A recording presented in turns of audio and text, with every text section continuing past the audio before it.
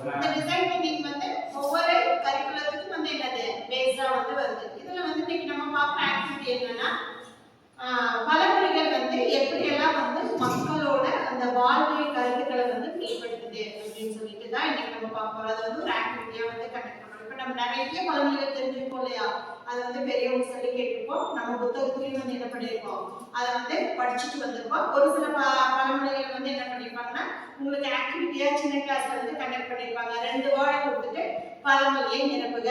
For example, உப்பிட்டவரை dash நினை, உள்ளளவும் நினை, ஆறு உயிர் உள்ளவரை நினை. அப்போ உள்ளளவுனா உயிர் இருக்கிற வரைக்கும் நினைக்கணும். அந்த மாதிரி வந்து ஆக்டிவிட்டியா வந்து என்னன்னா சின்ன கிளாஸ்ல வந்து கண்டக்ட் பண்ணியிருப்பாங்க. அங்க வந்து என்னன்னா ஏதோ ஒரு வேர்ட் மிஸ் ஆனதை வந்து கொடுத்துருப்பாங்க. இப்போ நம்ம வந்து பெரிய கிளாஸ்ல இருக்கிறதுனால நாமளே வந்து ஒரு பழமொழி இருக்கு, அந்த பழமொழியோட விளக்கத்தை சொல்றதுதான் இன்னைக்கு நமக்கான ஆக்டிவிட்டி. சரியா?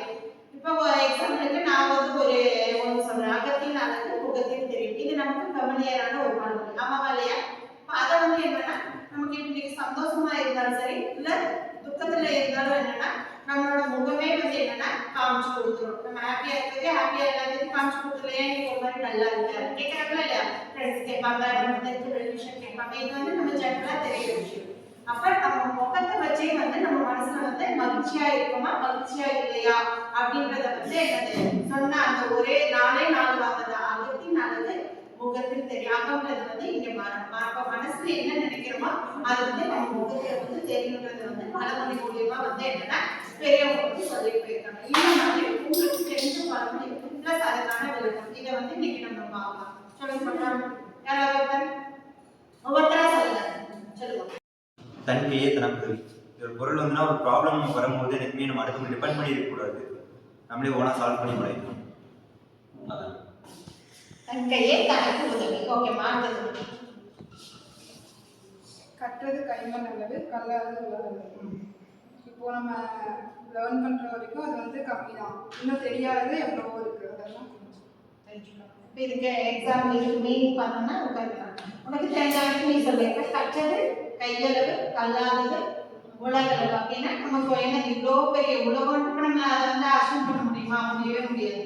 எவ்வளோ பெரிய உலகத்துல நம்ம கற்றுக்கிட்டதுன்னா நம்ம படிச்சு தெரிஞ்ச விஷயங்கள். அது வந்து நாட் ஒன்லி இந்த புத்தக படிப்பு மட்டும் கிடையாது, ஒவ்வொரு நிலையிலையும் வந்து என்னன்னா ஒன்னொன்று வந்து நமக்கு லேர்னிங்கை சொல்லிக் கொடுத்தது, சூழ்நிலை சொல்லிக் கொடுக்குது, நம்ம நிறைய பெரியவங்க சொல்லிக் கொடுப்பாங்க, நண்பன் சொல்லிக் கொடுப்பான், இயற்கை நமக்கு ஒவ்வொரு பாடத்தையும் கற்பித்து கொடுக்கும்.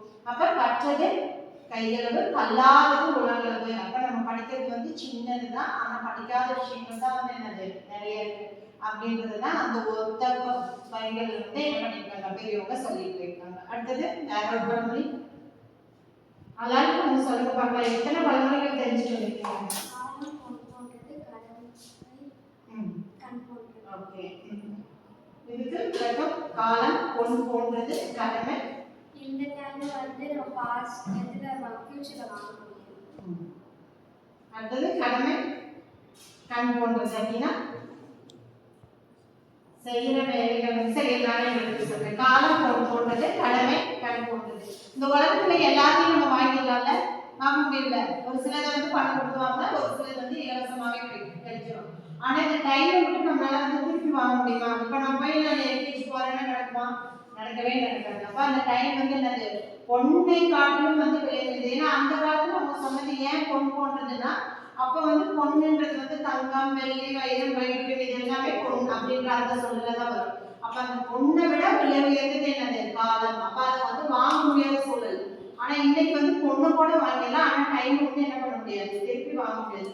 அப்ப எந்த டைம்ல நமக்கு டைம் கிடைச்சிருக்கோ அந்த பர்டிகுலர் டைம்ல வந்து என்ன பண்ணிருக்கோம்னா நம்ம செய்ய வேண்டிய கடமைகளை வந்து செஞ்சிடணும். கண்ணு இல்லைன்னா நம்மளால வந்து எதையுமே இந்த உலகத்துல பார்க்க முடியாது.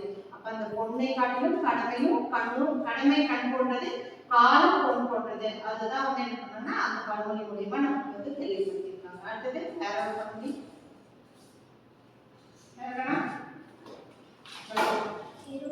கல்லும் தெரியும். அது வந்து விடாமுயற்சியோட ஒரு செயல் செஞ்சா அது எந்த காரியமா இருந்தாலும் கல்லும் தெரியும். பார்க்கறதுக்கு அது வந்து என்னது உயிரினத்தோட கனெக்ட் பண்ணிருக்காங்க இல்லையா? பூரா வந்து என்னன்னா கல்லு வந்து தேய்ச்சி போயிடும். பெரிய கல்லா இருந்தாலும் என்ன ஆகும், தேய்ச்சி போயிடும். ஆனா சின்ன விஷயம் தான் சொல்ல வந்து மதிப்பு பாருங்க. பெரிய விஷயத்த வந்து என்ன சொல்றாங்க, அன்னைக்கும் அதே தான், இன்னைக்கும் அதே தான், இனி வரக்கூடிய எதிர்காலத்துக்கும் இந்த விஷயம் வந்து என்னன்னா அப்படிங்கிறது ஆகும். எறும்பு பொருள் கல்வி நம்ம விடாமுயற்சியோட நம்ம ஒரு விஷயத்துல வந்து நம்ம பண்ணணும்னா கண்டிப்பா அந்த வெற்றி நம்ம கைக்கு வந்து நிச்சயமா கிடைக்கும். அடுத்து 4 பழமொழி நம்ம பார்த்துட்டோம் இல்லையா? அடுத்து வேற இன்னொன்று கூட சொல்லலாமே, சொல்லலாம்.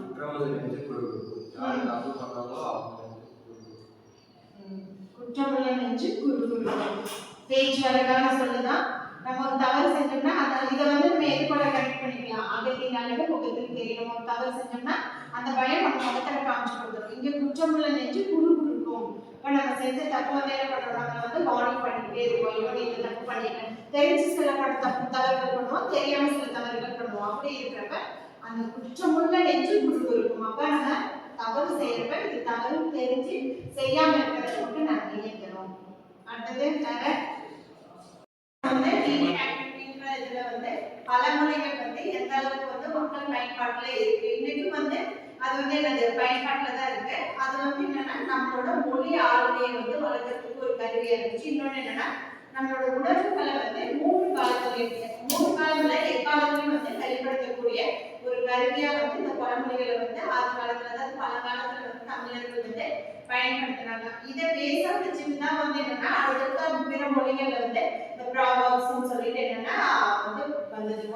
வந்து இந்த பழமொழிகள் சொல்லி வந்து என்னன்னா இதுல வந்து பயன்படுத்தப்பட்டது நம்ம தொல்காப்பியத்துல வந்து பதிவு செஞ்சுருக்காங்க. நம்ம இலக்கிய வரலாற்று மூலியமாகவும் வந்து தமிழர்கள் தான் வந்து இந்த பழமொழி அப்படின்ற அந்த ஒரு கருத்தையும், அப்புறம் இந்த விடுகதை போடுவோம் இல்லையா, கேள்வி, இது வந்து ஒரு சென்டென்ஸ் வந்து ஸ்டேட்மெண்டா சொல்லிடுறோம்.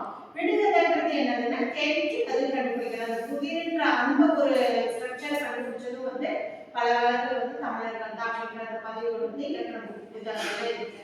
அப்ப இன்னைக்கு நம்ம வந்து என்னன்னா ஒரு பழமொழியோட பயன்பாடு, அது சார்ந்த கருத்து என்ன தெரிவிக்குது அப்படின்றத வந்து நம்ம வகுப்புல பார்த்துக்கணும். இன்னொரு வகுப்புல வேற ஒரு ஆக்டிவிட்டி பண்ணிக்கலாம். சரிங்களா? தேங்க்யூ.